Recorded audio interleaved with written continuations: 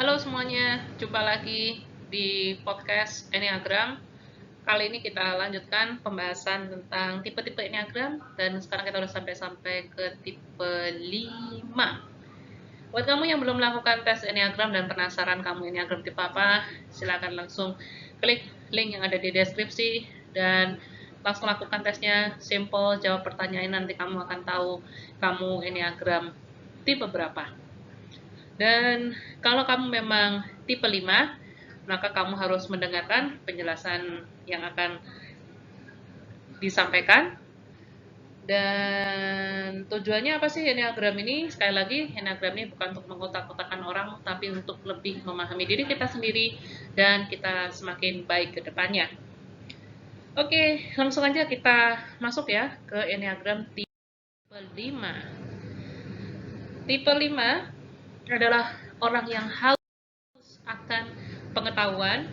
Dia seorang pengamat dari jauh yang sikapnya tajam, teliti, jeli, dan dia tidak mau berinisiatif bicara. Dia perlu waktu dan tidak mau diganggu. Dia pendengar yang tajam, piawai menafsirkan hal-hal yang tersirat. Tanggapan dan humornya tidak sangka-sangka dan dia punya pendengaran yang tajam. Sebenarnya motivasi dari tipe 5 ini adalah mau mengetahui segala sesuatu dan memahami alam semesta, menjadi mandiri, atau memahami segala sesuatu. Dan dia berusaha supaya dia tidak terlihat bodoh. Jadi tipe 5 ini ya tipe orang-orang pinter lah ya, yang ada di kelas. Tipe 5, seperti tipe-tipe yang lain, dia punya dinamika dan juga punya sayap. Buat kamu yang belum tahu apa itu dinamika, dinamika itu adalah dimana dia bisa menjadi lebih positif atau lebih negatif sikapnya ya. Tipe 5 punya dinamika ke tipe 8 dan tipe 7.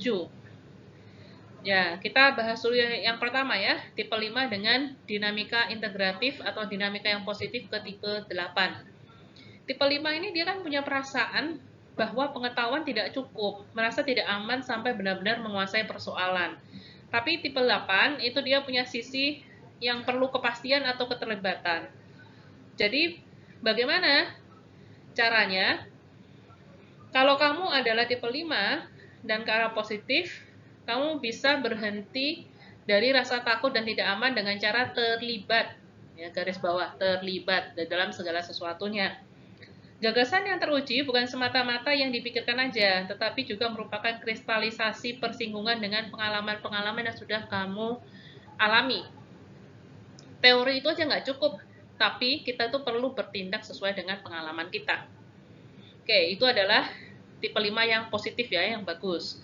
Yang negatif atau disintegratif adalah tipe 5 ke arah tipe 7. Tipe 5 itu adalah pemikir, ya, tipe 7 itu orang bertindak. Jadi dia akan bergerak dari pengetahuan ke pengalaman atau tindakan. Sebelum bertindak harus ada kepastian dari dalam diri terlebih dahulu. Nah pertanyaannya, mungkinkah gitu ya? Jadi mau bertindak, tapi harus pasti terlebih dahulu. Nah ini jadi nggak kerja-kerja gitu kan. Nah makanya tipe 5 ke arah tipe 7 itu dianggap yang disintegratif.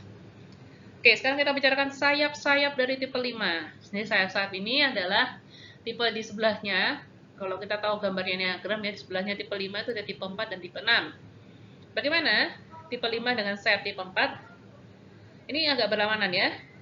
Kalau tipe 5 itu kan mengandalkan otak, tipe 4 itu mengandalkan perasaan. Jadi gimana? Kalau ini adalah gabungan yang sehat, maka ada gabungan intuisi dan pengetahuan yang membuat seseorang itu jadi hebat, keren gitu ya, tipe 5, sayap tipe 4. Secara rata-rata jadi orang yang introvert, kemudian berkutat dengan pikiran sendiri, angin-anginan, orangnya perasa, dan setiap kritik yang diberikan kepada dirinya itu ditafsirkan sebagai penyerangan terhadap harga dirinya. Wow, ya hati-hati ya, jangan baper. Kalau tidak sehat seperti apa? Tipe 4, tipe 5 dengan sayap tipe 4 itu akan muncul paduan ya antara iri hati dari tipe 4 dan menghina dari tipe 5. Kemudian dia akan menyendiri. Sebenarnya ia tahu dan menyesal tapi dia tidak mampu untuk bangkit. Hati-hati ya, tipe 5 dengan sayap tipe 4. Satu lagi tipe 5 dengan sayap tipe 6. Keduanya ini cenderung menguatkan. Kalau kombinasi yang sehat, maka orang ini akan setia pada keluarga, prinsipal, mau bekerja keras, sangat mengutamakan tugas dan kewajiban, dan sangat setia kawan. Good, ya, tipe 5, sayap tipe 6. Rata-rata itu ada problem menyangkut dengan hubungan, tidak dapat mengendalikan atau mengungkapkan perasaan, berpikir dan bekerja tanpa perasaan, dan kalau terpojok, dia akan memberontak. Hati-hati ya, tipe 5 dengan sayap tipe 6. Kalau kita lihat ya dari yang kondisi tipe 5 dari yang sehat menuju tidak sehat ya. Kalau tadi sayap-sayap, sekarang kalau secara umum bagaimana? Tipe 5 yang sehat adalah orang yang jenius, pertimbangannya matang, menguasai masalah secara mendalam, dan seorang pembaru serta pencetus gagasan. Ya pokoknya orang pinter banget deh ya tipe 5 nih. Dia cermat dalam mempertahankan berbagai macam pengalaman, orang yang nggak kolot, bisa mengawinkan teori dengan praktek. Good. Ilmuwan yang bebas, good ya. Dosennya kalian tipe 5 nih ya. Kemudian yang rata-rata adalah orang yang tenggelam dalam kegiatan intelektual, senang spekulasi dan analisis, hidup bisa terlepas dari realitas. Jadi dia mengada-ngada, menyendiri, kurang berelasi, dan seorang kutuk buku. Kalau tidak sehat, seperti apa sikapnya tipe 5 ini? Dia menjadikan orang lain sebagai objek pengamatan, menyendiri, sinis, sedang menentang, dan tidak mau terikat dengan orang lain. Dia bisa menyerang orang yang beda pandangan, banyak musuh, dan merasa seperti buronan. Dan ini tanda kutip ya, agak lucu ini ya. Tipe 5 ini bisa merosot dari jenius menuju gila kalau nggak sehat ya. Jadi hati-hati tipe 5, kalau kamu memang tipe 5 dan kamu pinter, hati-hati ya, gunakan kecerdasanmu dengan tepat. Oke, itu tadi kalau sehat dan nggak sehat. Sekarang sikap secara umum positif dan negatifnya. Tipe 5 atau tipe pengamat ini sikap positifnya adalah dia suka menganalisis, orangnya tekun, peka, bijak, objektif, pengertian, dan bisa menahan diri. Secara negatif, tipe 5 ini bisa berlagak intelek atau sok pintar, bersikap judes, keras kepala, sikap menjauhkan diri, suka mengkritik orang lain, sulit diyakinkan, dan punya pikiran yang negatif. Bagaimana cara mengatasi segi negatif dari tipe 5 ini? Ini ada beberapa solusi yang saya tawarkan. Kalau kamu seringkali berlagak intelek atau merasa pandai, please ya belajar menggunakan karisma-karisma sederhana. Jadi hal-hal yang sederhana, bakat-bakatmu tuh gunakan supaya kamu benar-benar menjadi orang yang intelek.